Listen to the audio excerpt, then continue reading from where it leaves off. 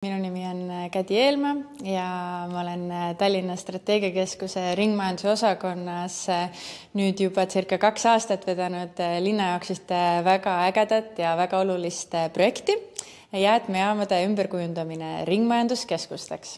Mida see tähendab? See tähendab seda, et meie tavapärasele jäätmejaamale tulevad juurde korduskasutusruumid ja parandustöökojad. Isegi kui sul jääb oskustest ja teadmistest vajaka, siis meie parandustöökojas võtab sind alati vastu kogenud meister.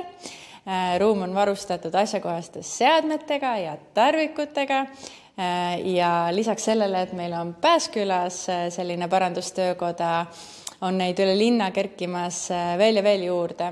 Aasta lõpus avame me hea tundega meie esimese ringmajanduskeskuse Lillekülas ja Lillekülas ootab teid juba pehmemööbli parandustöökoda ja õmblusparandustöökoda parandamine. Aga miks see oluline on?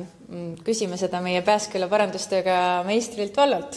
Miks on parandamine oluline?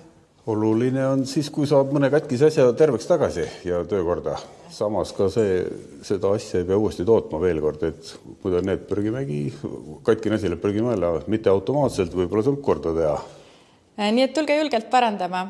Pääsküla parandustöökotta, Kopli 93 ja hoidke silm peal Tallinna jäätmekeskuse veebilehel, kus on värske info selle kohta, millised töökojad on avatud, mis aegadel, millised töökojad on peagi lisandumas ja võtame teid avasüli vastu.